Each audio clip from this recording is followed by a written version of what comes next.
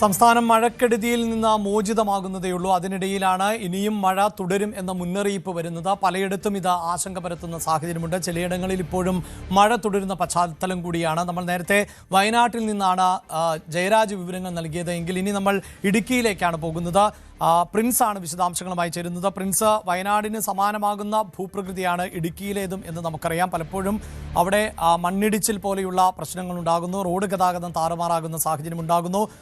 ഇപ്പോഴെന്താണ് ഒരു സാഹചര്യം, പ്രത്യേകിച്ച് ഡാമുകളിലെ ജലനിരപ്പ് ഉൾപ്പെടെ? പ്രിൻസ്, അഭിലാഷ, നിലവിൽ ഇപ്പോഴും ഇടുക്കിയിലും മഴ തുടരുന്ന ഒരു സാഹചര്യമാണുള്ളത്. രാവിലെ മുതൽ മഴയ്ക്ക് അല്പം കുറവുണ്ടെങ്കിൽ പോലും തുടർച്ചയായി മഴ പെയ്യുന്നുണ്ട്. കഴിഞ്ഞ ദിവസങ്ങളിലെ പോലെ അതിശക്തമായ മഴ പെയ്യുന്നില്ല. എന്നാൽ ഇന്ന് പുലർച്ചെ അതിശക്തമായ മഴ വിവിധ മേഖലകളിൽ ലഭിച്ചിരുന്നു. ഇപ്പോൾ ഇടവിട്ട് മഴ ശക്തമാകുന്ന ഒരു സാഹചര്യമാണ്. ഒറ്റപ്പെട്ട മേഖലകളിലൊക്കെ മഴ ശക്തമാകുന്നുണ്ട്. എന്നാലും നിലവിൽ മഴ തുടരുന്ന സാഹചര്യമാണ് ഉള്ളത്.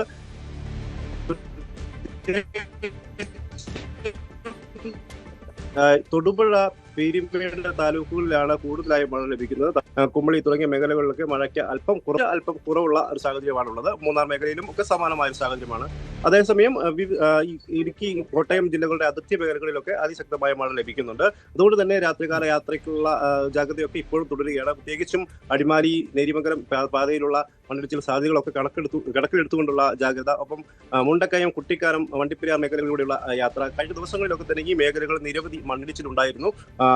വിവിധ മേഖലകളിൽ വലിയ തോതിൽ റോഡിൽ വിള്ളലുകൾ രൂപപ്പെടുകയും കൽക്കെട്ടുകളൊക്കെ ഇടിഞ്ഞ് റോഡ് അപകടാവസ്ഥയിലാകുകയും ചെയ്തൊരു സാഹചര്യം ഉണ്ടായിരുന്നു. ജില്ലയിൽ ആകമാനം വിവിധ മേഖലയിൽ നിരവധി റോഡുകൾ ഇത്തരത്തിൽ അപകടകരമായ അവസ്ഥയിലേക്ക് മാറിയിട്ടുണ്ട്. അതുകൊണ്ട് തന്നെ രാത്രികാല യാത്രകൾക്കൊക്കെ ജാഗ്രത പുലർത്തണമെന്ന നിർദ്ദേശം ഇപ്പോഴും തുടരുകയാണ്. അതോടൊപ്പം വിനോദസഞ്ചാര മേഖലയിൽ വിനോദസഞ്ചാരത്തിനുള്ള നിരോധനവും തുടരുന്നുണ്ട്.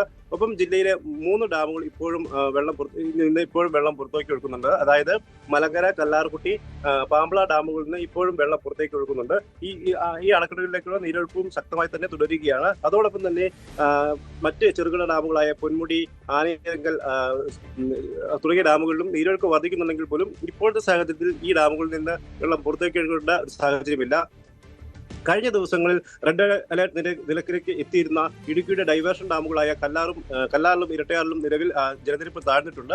നീരൊഴുക്ക് അല്പം കുറവുള്ള സാഹചര്യത്തിൽ ഇവിടെ നിന്നും ഇടുക്കിയിലേക്ക് വെള്ളം ഒഴുകി പോകുന്നതിനാൽ നിലവിലത്തെ അവസ്ഥയിൽ വെള്ളം ഇവിടുന്ന് പുറത്തേക്ക് എടുക്കേണ്ട ഒരു അവസ്ഥയില്ല. അതിശക്തമായ മഴ തുടർച്ചയായി പെയ്തെങ്കിൽ മാത്രമേ ഈ അണക്കെട്ടുകൾ വീണ്ടും തുറക്കേണ്ട അവസ്ഥയിലേക്ക് എത്തുകയുള്ളൂ.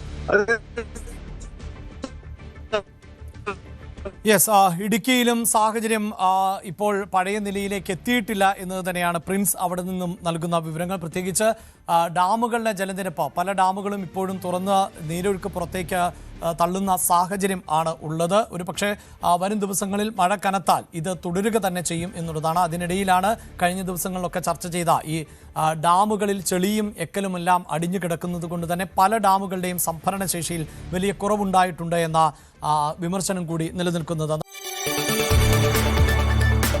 കൂടുതൽ വാർത്തകൾക്ക് News 18 Keralam YouTube channel subscribe ചെയ്യുക.